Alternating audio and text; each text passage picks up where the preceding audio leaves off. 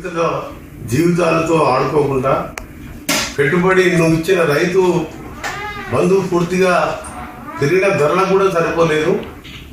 ఇలాంటి సమయంలో పండిన పంటలు కొనకుండా నువ్వు కేంద్రంపై నెడుతూ ఢిల్లీలో దీక్ష చేయడానికి కూడా ఖండిస్తున్నాను.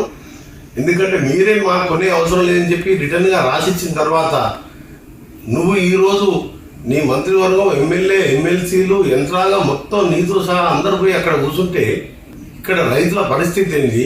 వ్యాపారులు ఇక ఇది కొనలేదని చెప్పి దళారులు మధ్యలో రైస్ మిల్లర్స్ రైతులు లాభం లేదు పెట్టుబడి లేని పరిస్థితుల్లో 13-1400 అమ్ముకుంటున్నారు. ఈ సమయంలో ముఖ్యమంత్రి గారు ఒకటే విజ్ఞప్తి చేస్తున్నాం. నిన్న నువ్వు ఢిల్లీలో ఏం మాట్లాడినావు? మా దగ్గర పైసలు లేవా, మేమే మొత్తం వచ్చి చూసుకుంటా కూర్చొని మాట్లాడుతున్నావు కదా. ఈ రోజు జరిగే క్యాబినెట్ మీటింగ్లో దీని మీద ఇప్పటికే 1300-1400 అమ్ముకున్న రైతులను కూడా ఏ మిల్లర్ వారిగా ఉన్నది, వాళ్ళకు మిగిలిన 560 రూపాయలు 500కు ఎంత డిఫరెన్స్ కొన్నా అది కూడా కట్టియాలి.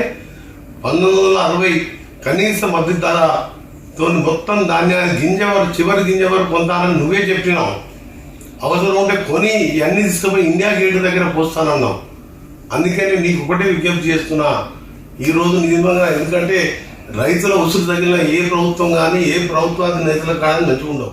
హాయ్ ఫ్రెండ్స్, మా టుడే టుమారో యూట్యూబ్ ఛానల్ చూస్తున్నందుకు చాలా థ్యాంక్స్. మరిన్ని లేటెస్ట్ వీడియోస్ కోసం వెంటనే సబ్స్క్రైబ్ చేయండి. అలాగే ఈ బెల్ ని కూడా రింగ్ చేసేయండి. మా నోటిఫికేషన్స్ అన్ని మీ మొబైల్లో వస్తాయి. అలాగే మా వీడియోస్ మీకు నచ్చితే లైక్ చేయండి, షేర్ చేయండి, నచ్చకపోతే కామెంట్ చేయండి.